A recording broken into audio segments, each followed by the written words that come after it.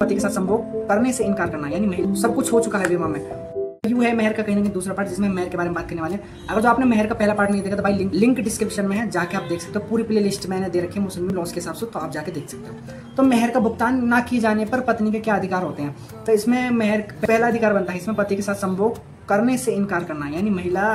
पति के साथ संभोग करने से इनकार कर सकती है पत्नी, अगर उसको मेहर की राशि नहीं दी जाती तो। अब इसमें एक और चीज है, अगर जो पत्नी की मेंटल स्थिति या अनसाउंड माइंड है या कैसी भी है, यानी उसकी मेंटल कंडीशन ठीक नहीं है, वो माइनर भी है, तो इस केस में कहीं ना कहीं पिता उसे अपने घर ले जा सकता है, उसको पति के घर नहीं भेजेगा अगर जो मेहर की राशि नहीं देता है, तो ये इसमें बताया गया। अब इसमें केस है अनीशा बेगम बनाम मालिक मोहम्मद इस्तीफा 1933 का केस है। अब इसमें जज सुलेमान ने क्या कहा है कि विवाह पूर्ण अवस्था होने पर भी कोर्ट डिग्री पारित कर सकता है बिन शर्त के। और इसमें कोर्ट ने बताया कि भाई अगर जो विवाह को पूर्ण स्थिति में पहुंच गया है, यानी पूर्ण सब कुछ हो चुका है विवाह में, उसके बाद भी कहीं ना कहीं कोर्ट डिग्री पारित कर सकता है बिन शर्त के किसी। इस केस में कहीं ना कहीं कोर्ट ने उसको घर दिलाया, 2 नौकर दिलाया और कहीं ना कहीं डिग्री भी दी कोर्ट ने इस केस में। और मेहर का भुगतान न होने के कारण कोर्ट द्वारा उसको अधिकार दिए गए, तो इस केस में यूँ किया गया। दूसरा बताया गया इसमें, अगर जो पति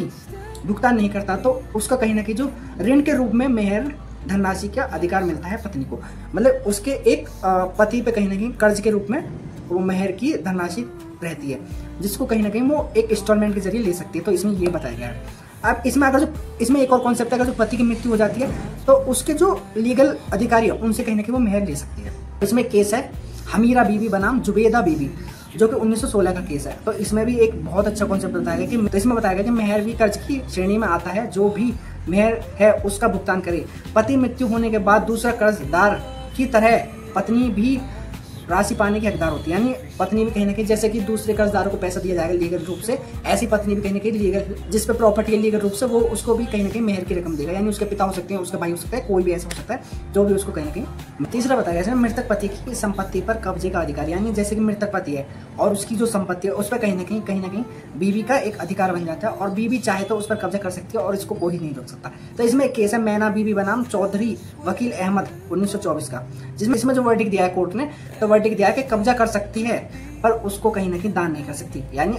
जो पति की प्रॉपर्टी उस पर पूर्णतः से कब्जा रख सकती है, पर उसको गिफ्ट में देना या दान करना वो पत्नी ये चीज बिल्कुल भी नहीं कर सकती। इंपॉर्टेंस ऑफ मेहर, यानी मेहर की महत्वता क्या है। मेहर की महत्वता है मान विधि के अनुसार मेहर का आवश्यक अंग है, मेहर विवाह का आवश्यक अंग है। यदि निकाह के समय मेहर का कोई जिक्र नहीं किया गया है तो भी कानून अनुमान लगा लेता है कि मेहर अंतर्निहित है, यानी कानून पूरी तरह से अनुमान लगा सकता है उसके स्टेटस को देखकर, उसकी हर चीज को देखकर, जो मैंने आपको एक केस में भी बताया था थोड़ी देर पहले पिछली वीडियो में। अब इसमें नेक्स्ट कॉन्सेप्ट है मेहर प्राप्त करने के लिए वाद डालने की, मतलब केस करने की परिसीमा क्या होती है। तो इसमें बताया गया पत्नी के मांगने और पति के मना करने के 3 साल के अंदर, यानी आप अगर जो पत्नी पति से मांगती है और पति उसको मना कर देता तो उस 3 साल के अंदर कहीं ना कहीं उसको वो राशि प्राप्त करने का अधिकार है और वो कोर्ट में जा सकती है और वो राशि प्राप्त करती है। अगर वो कोर्ट में नहीं जाती तो वो केस कहीं ना कहीं कैंसिल हो जाएगा, फिर वो मेहर पाने का अधिकार नहीं है। यदि पति की मृत्यु हो चुकी है तो 3 साल के अंदर ऐसे मेहर पति की मृत्यु के बाद पत्नी की संपत्ति से दिया जाएगा, यानी अगर जो पति की मृत्यु हो चुकी है तो उसके 3 साल के अंदर वो जाके